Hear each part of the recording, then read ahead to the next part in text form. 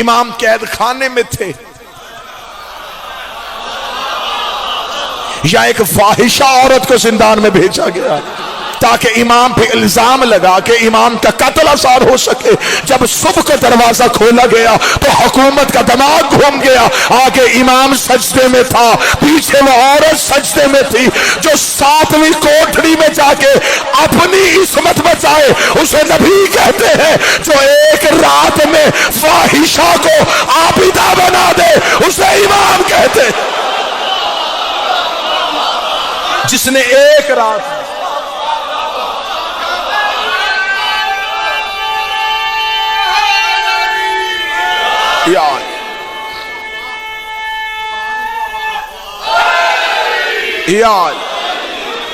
بسم اللہ، جس نے ایک رات، اللہم صلی علی محمد بسم اللہ۔ نام نامی موسیٰ، لقب کاظم۔ موسیٰ نبیوں میں بھی ہے، لیکن وہ ہے موسیٰ غضبان، غصے والا موسیٰ، غضب والا موسیٰ۔ یہ ہے موسیٰ کاظم، غصے کو پی جانے والا موسیٰ۔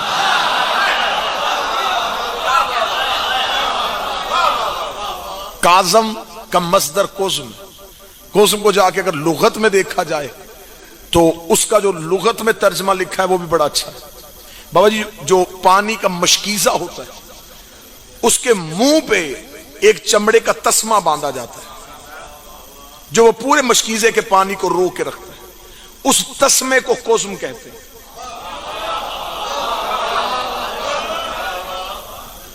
اور جو اسے باندھے اسے کاظم کہتے ہیں۔ اب سطر کہوں اللہ جانے سر سے گزرے گی یا دلوں سے، جو اللہ کے جلال کو رو کے رکھے۔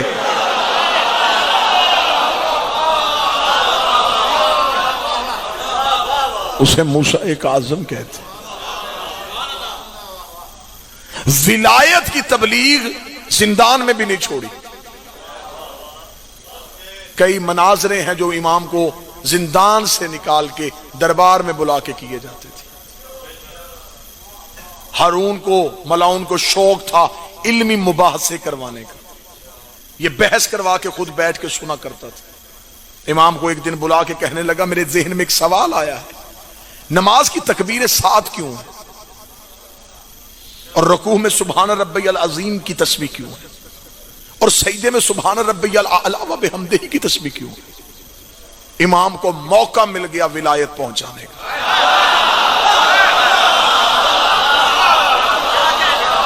راول پنڈی ہی میں عقیدہ تو پڑھا رہ جائے، اب تو ہر جگہ پہ پابندیاں شروع ہو گئیں، لہٰذا اللہ اس دھرتی کو محفوظ رکھے عقیدے کے دشمنوں سے، اللہ اس خطے کو سلامت رکھے۔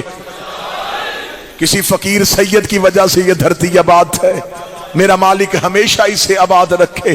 بابا جی، امام کو موقع مل گیا ولایت کا پیغام پہنچانے کا۔ امام نے کہا، تو نے پوچھا ہے کہ نماز کی تکبیر 7 کیوں ہے؟ امام نے فرمایا، جب ہمارا نانا معراج پہ گیا تھا تو 7 آسمانوں سے گزرا تھا، جس آسمان سے گزرتا تھا اللہ اکبر اللہ اکبر اللہ اکبر اللہ اکبر کہتا، جب عرش عظیم پہ نظر پڑی تو نبی نے کہا سبحان رب العظیم و بحمدہ۔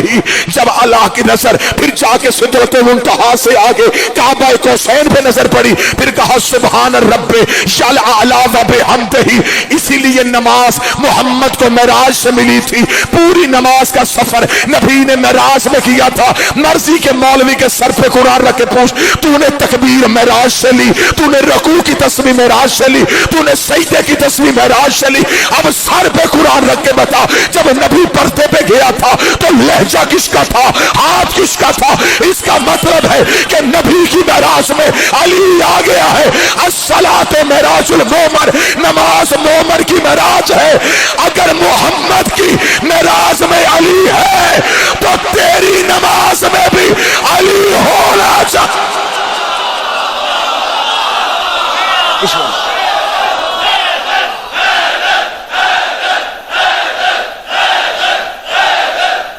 سارے بولو مل کے حیدری۔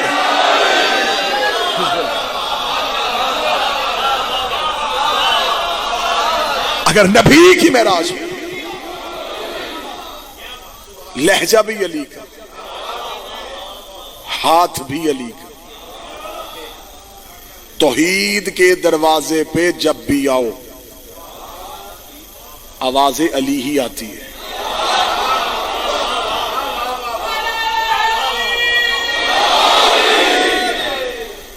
وہ جو مسجد کے دروازے پہ فقیر آیا تھا، پہلے اس نے مسجد والوں سے مانگا تھا،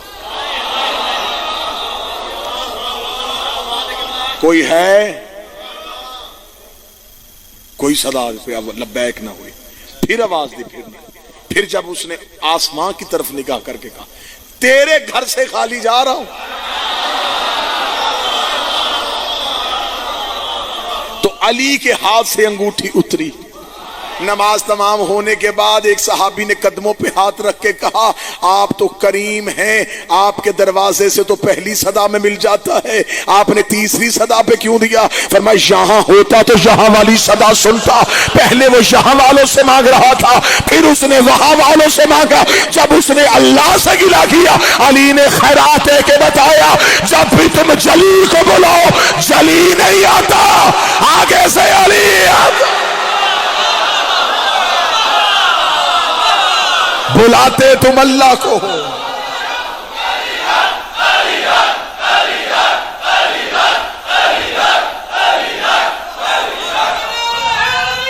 بسم اللہ، بلاتے تم اللہ کو،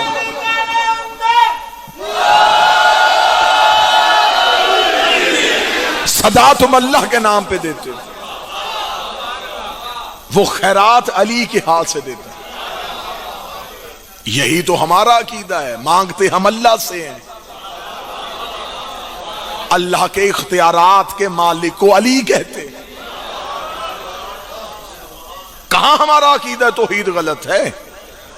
ہمارا عقیدہ توحید پہ ہے، لیکن ہم توحید پہ ناقص عقیدہ نہیں رکھتے۔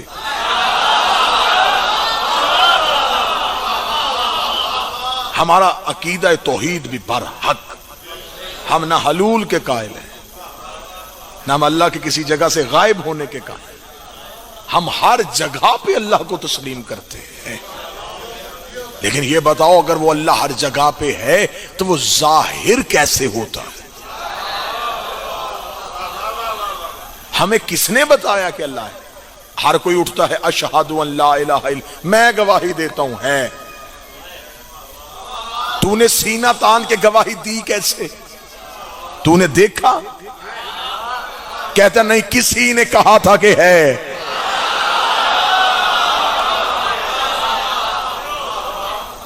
اس کا مطلب ہے کہ ہم نے گواہی ان کی گواہی پہ دہرائی ہے، اصل گواہی ان کی ہے، انہوں نے بتایا ہے، ہم نے ان کی گواہی پہ گواہی دی۔ ہم اللہ اور مخلوق کے درمیان انہیں وہ واسطہ فیض سمجھتے ہیں جس سے خدا تقسیم کرتا ہے، وہ سیدھا ہم تک آ جاتا تو یہاں حالت کیا ہوتی؟ طور پہ ایک تجلی آئی تھی، موسیٰ بے ہوش، ساتھی مر گئے، پہاڑ سرما ہو گیا، تجلی ایک تھی اثر تین ہوئے۔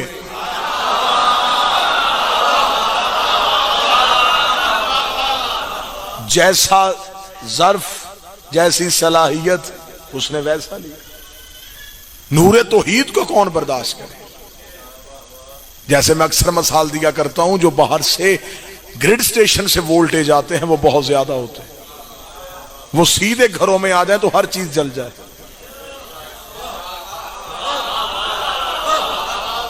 درمیان میں ایک ٹرانسفارمر ہوتا ہے جو اسے ٹھنڈا کرتا ہے، آگے اتنا پہنچاتا ہے جتنے ظرف قابل ہوتے ہیں۔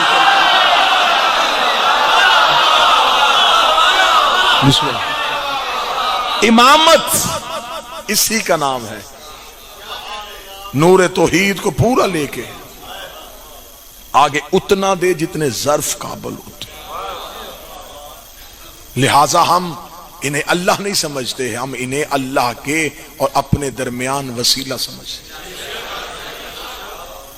پھر پھر میں ایک جملہ کہنے لگا اور مجھے سادات سے دعا اور آپ سے تائید داد کی صورت میں چاہیے، جب وہ اللہ ان کے بغیر ہم تک نہیں آتا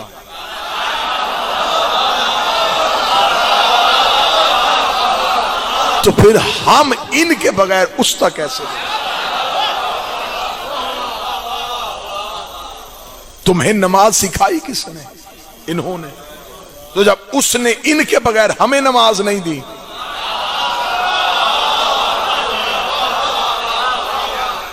تو پھر ہم اپنی نماز کو ان کے بغیر اسے کیسے دے سکتے؟ یہ مظہر پروردگار ہے، انہوں نے ظاہر کیا ہے اسے، انہوں نے بتایا ہے کہ وہ اللہ ہے، لہذا ہم اس مظہر کے قائل ہیں جس نے ہمیں اللہ دیا۔ ہر دور کے امام نے ہر دور میں توحید کو ظاہر کیا، یعنی کہ اس مولا کا جس کا آج دن ہے اس کی پوری زندگی قید خانے میں، سجدہ ایک بھی قضا نہیں،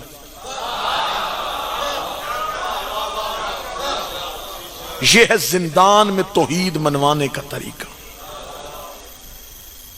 کہ دربار میں بیٹھے ہوں کو زندان والا بتا رہا ہے کہ اللہ ہے، تخت والوں کو کڑی والا بتا رہا ہے اللہ۔ میرا سلام ہو اس امام مظلوم پہ جس کے لیے زیارت ناہیہ میں میرا ولی العصر فرماتا، سلام ہو میرا اس جد مظلوم پہ جس کے بدن کا گوشت زنجیریں کھا گئے۔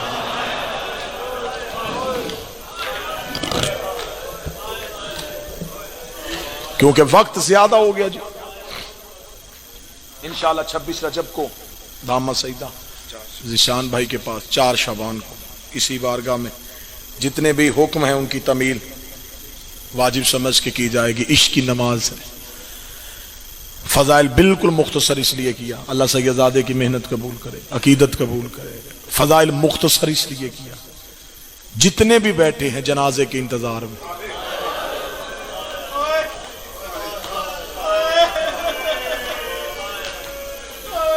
اور پھر تم تو مجھے نظر آ رہے ہو نا بابا جی، کچھ ایسے بھی بیٹھے ہیں جو انتظار میں ہے کب اٹھے بغداد کے قیدی کا جنازہ۔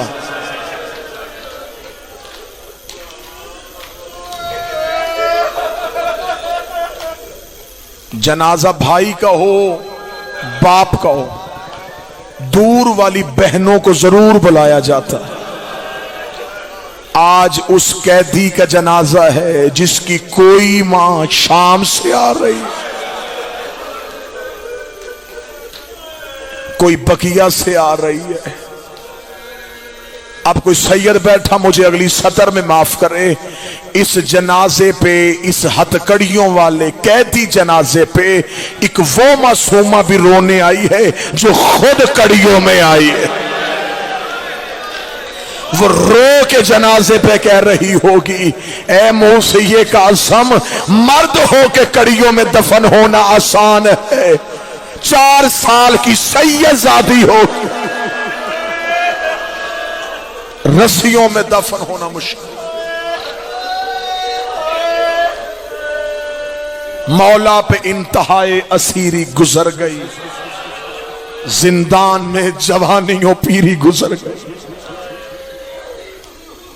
جب قید کرنے کے لیے لشکر آیا، غریب نانے کی قبر پہ قرآن پڑھ رہا تھا، جتنے کاظمی سید بیٹھے ہو، نقوی سید بیٹھے ہو، پرسہ لینا بابا جی، قرآن والے ہاتھوں پہ امت نے ہتکڑیاں پہنائی۔ بابا جی قبر محمد پہ بیٹھا تھا، قرآن والے ہاتھوں پہ، میں پھر کہتا ہوں ہو سکتا ہے کسی بندے کا دھیان جملے پہ نہ ہو، قرآن والے ہاتھوں پہ ہتکڑیاں آئیں، امت نے امام کے ہاتھوں سے قرآن اٹھا لیا، قرآن والے ہاتھوں میں ہتکڑیاں آئیں، چاروں طرف سے سپاہیوں نے گھیر لیا۔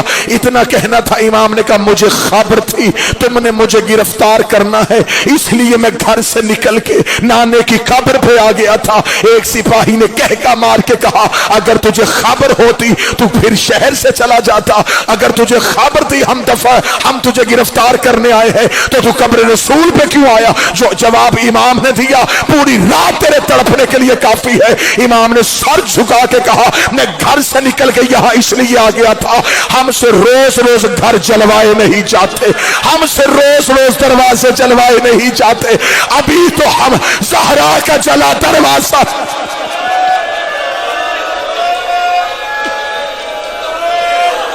मैं घर से ना आता तो मेरे घर आ जाते। मेरी बेटियां पर्देदार हैं, मुझे बेटियों के पर्दे का एहसास है। जितने सैयद बैठे नौकर बन के माफी मांग के अगला जुमला पढ़ने लगा।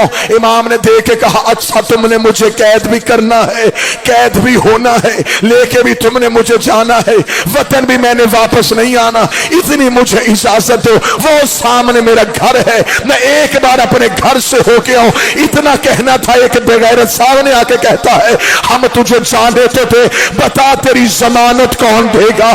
इतना कहना था। कब्र मोहम्मद से सारे मुसलमान उठ के चले गए। सामने से एक यहूदी की दुकान थी, वो चीखता हुआ आया, आके कहने घर जाके क्या करेगा? इमाम ने कहा, मेरी बेटियां मेरे इंतजार में है।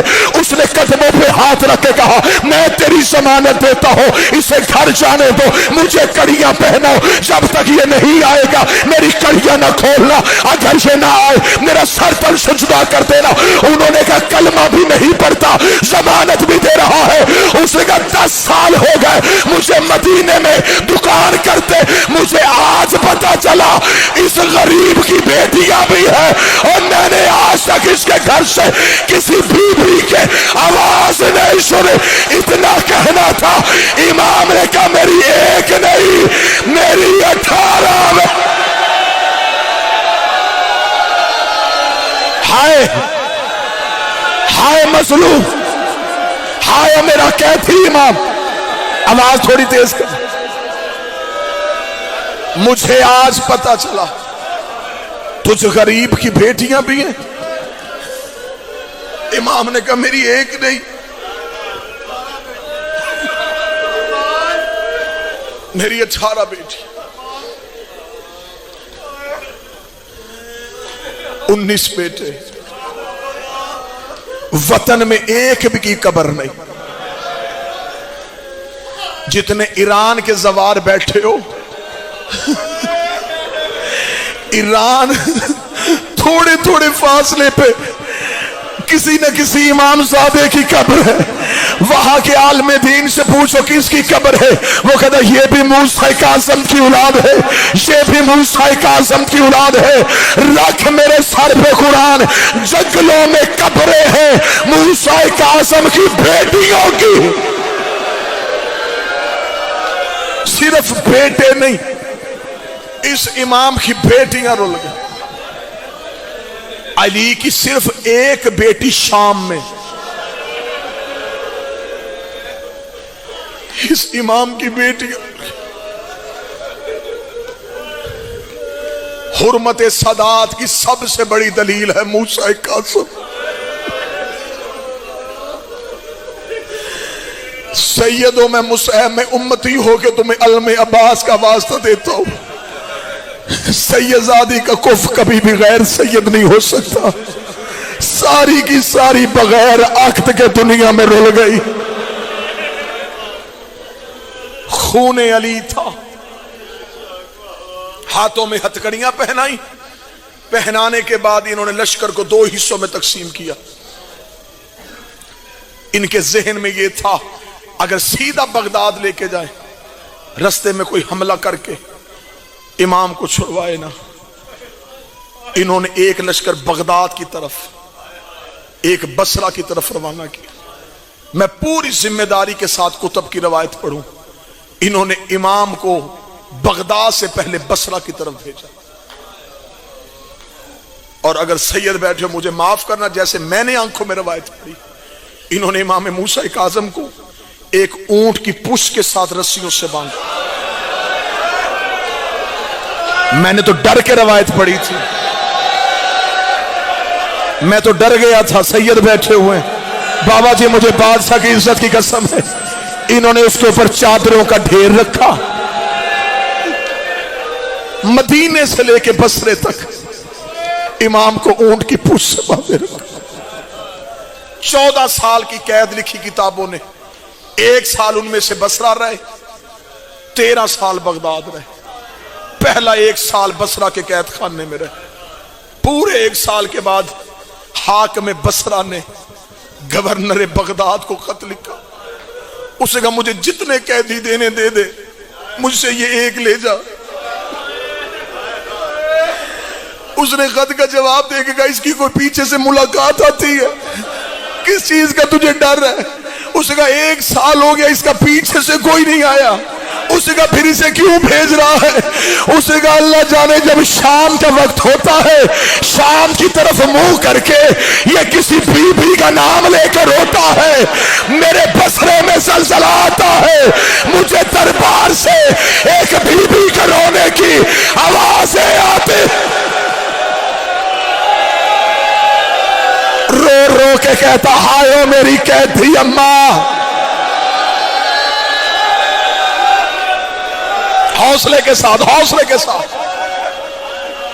بابا جی کا حکم تھا فضائل مختصر پڑھنا، مصیبت کھل کے پڑھنا، یہ شہادتیں پورا سال کم سننے کو ملتی۔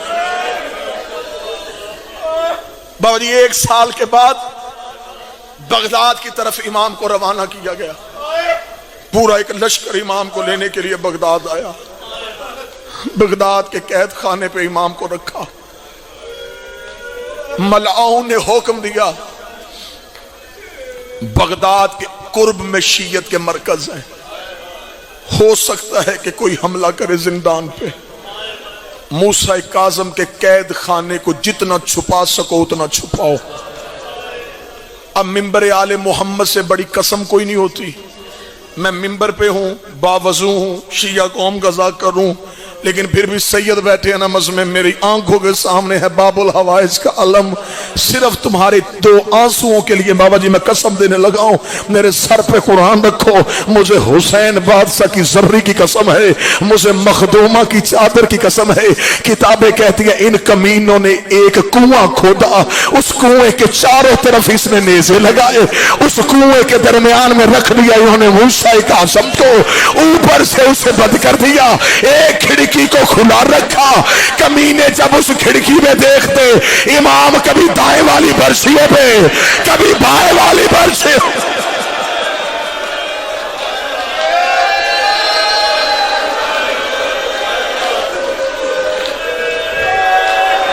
سب اتنی نیچے سیدھا کھڑا نہ ہوا جائے، درمیان میں ہے بطول کا زخمی بیٹا۔ 13 سال گزر گئے، خود قاتل کی روایت ہے ملعون سندھی بن شاہق کی، وہ کہتا میں جب بھی کھڑکی سے دیکھتا مجھے برچھیوں میں صرف ایک کپڑا نظر آتا،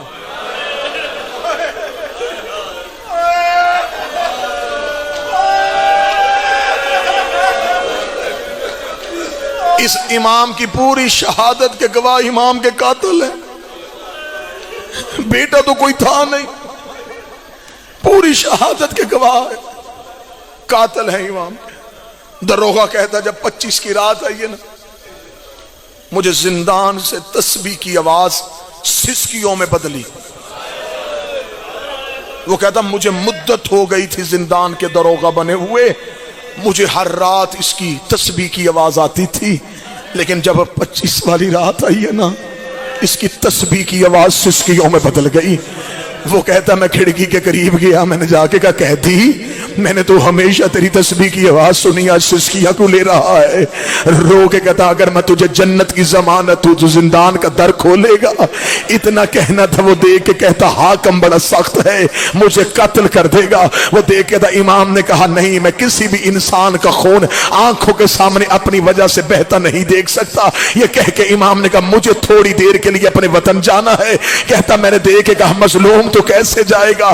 یہ بغداد ہے، وہ مدینہ ہے، اتنا فاصلہ تو کیسے طے کرے گا؟ وہ کہتا میری آنکھوں کے سامنے امام کڑیوں سے وہی کے وہی غائب ہوئے۔ اب کتابیں کہتی ہیں سیدھے اجاز امامت کے ساتھ مدینے پہنچے۔ ادھر مدینے میں نماز شب کے لیے رضا کی ماں وضو کر رہی تھی، یا امام کے صحن میں امام کی کڑیوں کی جھنکار کی آواز آئی۔ امام رضا کی ماں نے برقع سر پہ لیا، رو کے کہتی کون آ گیا ہے میرے گھر پہ؟ تجھے نہیں پتا میرے گھر میں موسیٰ کاظم کی بیٹیاں ہیں؟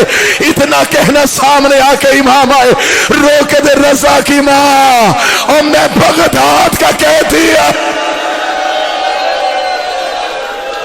میں بغداد کا قیدی آیا ہوں۔ اتنا کہنا جس نے رونا ہے، جس نے جنازے کا استقبال کرنا ہے۔ بی بی کا جملہ بہت ہی رونے والا، بی بی دیکھ کے کہتی رہنے آئے ہیں یا ملنے آئے؟ رہنے آئے ہیں یا ملنے آئے؟ امام نے کہا زہر مل گئی ہے، ایک بار بیٹیوں کو دیکھنے کے لیے آیا ہوں۔ بی بی کی آواز ہے پھر تجھے تیری غربت کا واسطہ میری بیٹیوں کو نہ جگانا، 14 سال ہو گئے میری بیٹیاں دروازے کو دیکھ رہی ہے۔ اتنا جملہ کہنا تھا، امام نے کہا نہیں جگاتا، ایک بار مجھے چہرے تو دکھا، کوئی سید بیٹا مجھے معاف کرنا۔ رضا کی ماں نے حجرے کا پردہ اٹھایا، ساری بیٹیاں مٹی پہ سوئی ہوئی تھی، اور جن کے باپ قید ہو وہ بیٹیاں بستر پہ نہیں ہوتی۔ ایک ایک کر کے بی بی نے پردہ اٹھایا، فرمایا یہ تیری خدیجہ ہے، یہ تیری فاطمہ ہے، یہ تیری سغرا ہے۔ امام ایک ایک بیٹی کا ماتھا چومتا رہا، سب سے چھوٹی بیٹی کے قریب آیا، امام کی ابا میں کسی بچی کا ہاتھ آیا، آواز آئی اور کسی کو مل نہ مل مجھے مل کے جا، میں نے قم کی پہاڑیوں میں رول کے مر جانا، اور میں تیری معصومہ بیٹی، اور میں تیری فاطمہ بیٹی۔ آواز آئی فاطمہ بابے کو